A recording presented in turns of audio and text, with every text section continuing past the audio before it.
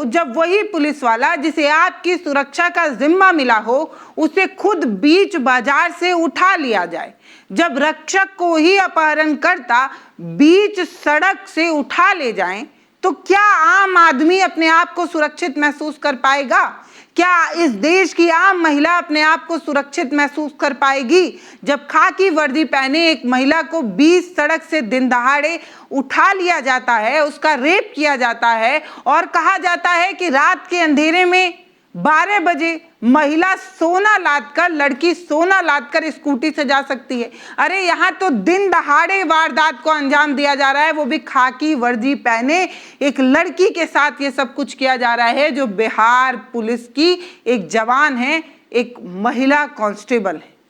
आज बात किसी आम नागरिक की नहीं हो रही है, आज बात हो रही है उस खाकी वर्दी की जिसके नाम पर कभी अपराधियों की रूह कांप जाती थी, थर-थर कांपते थे, पैंट में पेशाब हो जाया करता था। आज खाकी वर्दी को इस तरीके से दिन दहाड़े उठा लिया जा रहा है। खाकी वर्दी पहनने वाली एक लड़की को दिन के उजाले में बीच चौराहे से अपहरण किया जा रहा है।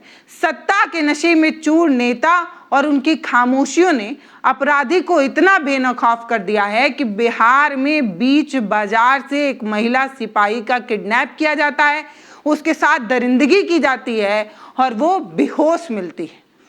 आज बात किसी खबर की नहीं हो रही है, बात हो रही है उस सिस्टम की, उसकी परतें उधेड़ने की जो विज्ञापन में महिला को देवी बताता है, महिला सम्मान की बात करता है, लेकिन हकीकत में एक महिला के लिए एक सड़क भी सुरक्षित नहीं है। दिन के उजाले में बीच सड़क से एक महिला कांस्टेबल का अपहरण होना अपने आप में शर्मसार करने वाली बात है।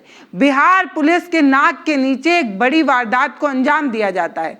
घटना वैशाली की बताई जा रही है कि वैशाली की एक महिला सिपाही को सरेआम अगवा करके उसका रेप किया गया। महिला होमगार्ड को बेहोशी के हालत में छोड़ दिया गया, बाद में उसे सदर अस्पताल भर्ती कराया गया। खबर के मुताबिक ये बात सामने आई है कि एक महिला सिपाही जो शायद कल हमारी और आपकी हिफाजत के लिए सड़क पर खड़ी होती, उसे बीच बाजार से उठा लिया गया। कोई सुनसान जंगल से नहीं, कोई रात के अंधेरे में नहीं, बल्कि बीच बाजार से एक खाकी वर्दी पहने एक जवान को सड़क से उठाया जाता है। आरोपी की पहचान गांव के ही सुबोध पासवान के रूप में की गई है।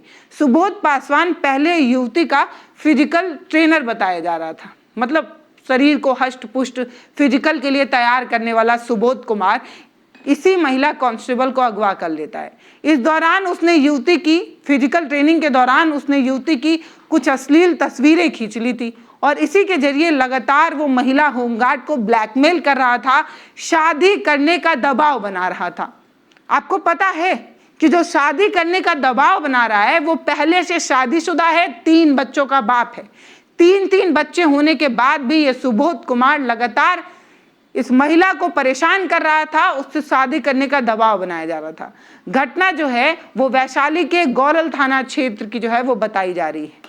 एक लड़की जो पुलिस में भर्ती होने का सपना देखती है, वो एक ट्रेनर के पास जाती है।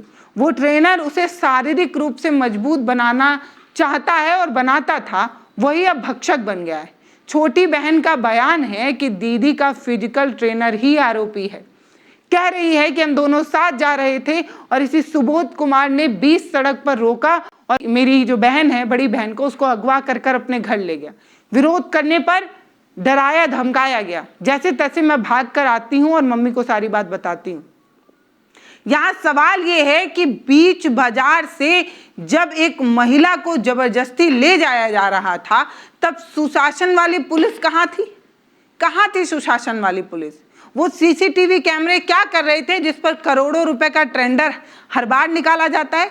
सच तो ये है ना कि अपराधियों को अब किसी का भी डर नहीं है, अब किसी पुलिस वाले का डर नहीं है, किसी कानून का खौफ नहीं है, किसी सरकार का खौफ नहीं है, क्योंकि उन्हें पता है कि ऊपर बैठे हुक्मरान सिर्फ चुनाव के वक्त ही सक्रिय होते हैं। बाकी समय जनता को उनके हाल पर छोड़ देते हैं, राम भरोसे छोड़ देते हैं। इसीलिए अपराधियों का मनमाना रवैया इस तरीके से बढ़ता जा रहा है। घटना के जसमदीद देवनाथ साहनी बताते हैं कि जब वो बाजार से लौट रहे थे तब मेरी साइकिल के आगे दो बहनें साइकिल चला रही थी। अचानक दो लड़के सामने आते हैं और दोनों बहनों के साथ मारपीट करने लगते हैं। जब मैं इसको देखता हूं तो मैं इसका विरोध करता हूं। दोनों युवकों ने मेरी साइकिल को फेंक दिया और मुझे यहाँ से भाग जाने को कहा यहाँ से निकल जाओ नहीं तो तुम्हारा भी इलाज कर देंगे। बिहार में डबल इंजन की सरकार है ना भैया। ये कहते हैं कि हमने जंगल राज खत्म कर दिया है।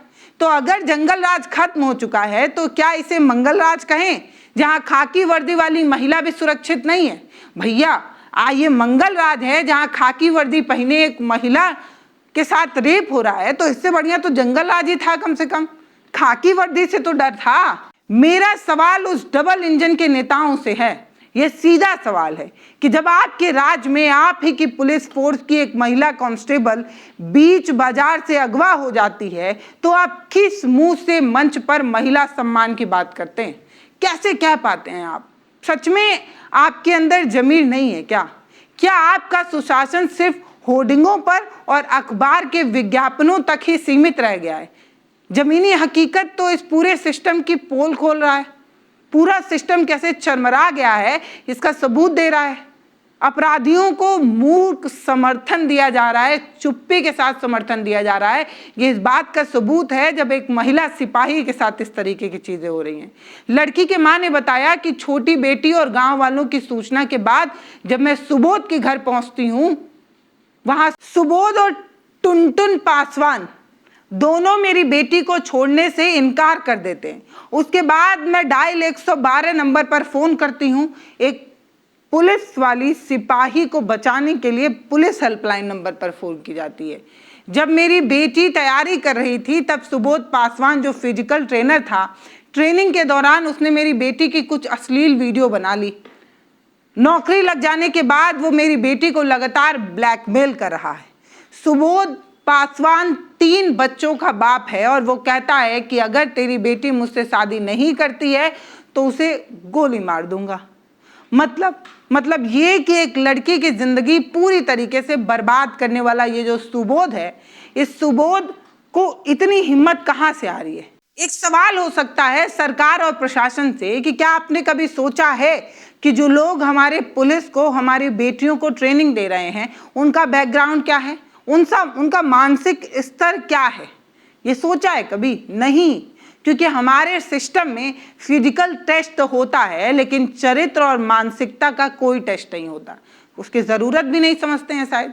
ये घटना सिर्फ एक व्यक्ति का अपराध नहीं बल्कि पूरे प्रशासनिक ढांचे की विफलता है। डबल इंजन सरकार कैसे अनियंत्रित हो रही है उसका एक एग्जाम्पल है। ये लोग आंकड़ों की बाजीगरी में माहिर हैं दोस्तों। एनसीआरबी का डेटा अगर आप उठाकर देखें तो आपको पता चलेगा कि महिलाओं के खिलाफ अपराध के मामले का ग्राफ लगातार बढ़ता जा रहा है। लाल, गहरा लाल दिखाई देता है, लेकिन सरकार बस फाइलों से पेट भरने में लगी हुई है। कोई जवाबदेही तय करने की जरूरत नहीं है, शायद जरूरत भी नहीं समझते हैं।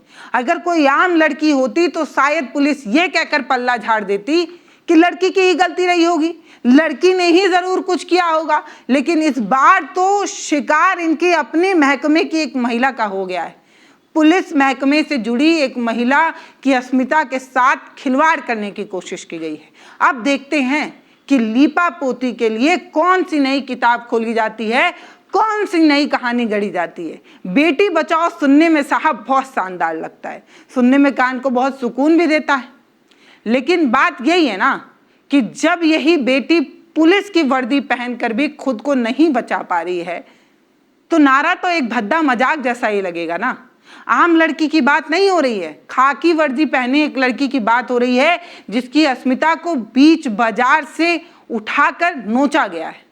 आप दर्शकों से मेरा सीधा सवाल है, आपको क्या लगता है कि जो नेता आज सत्ता के नशे में चूर होकर सिर्फ विपक्षियों को जेल में ठूसने में लगे हुए हैं, ईडी और सीबीआई के छापे मरवाने में लगे हुए हैं और अपनी पूरी ताकत का इस्तेमाल करके, सिस्टम का इस्तेमाल करके, मशीनरी का इस्तेमाल करके सिर्फ डरा रहे हैं? इनके पास इस देश की महिला, देश की बेटी, उसकी सुरक्षा के लिए रत्ती भर भी समय नहीं है। इनका सारा फोकस इनका सारा डेटा, इनकी सारी राजनीति जो है वो सिर्फ चुनाव जीतने में लगी हुई है। इनकी मशीनरी सिर्फ चुनाव जीतने में लगी हुई है।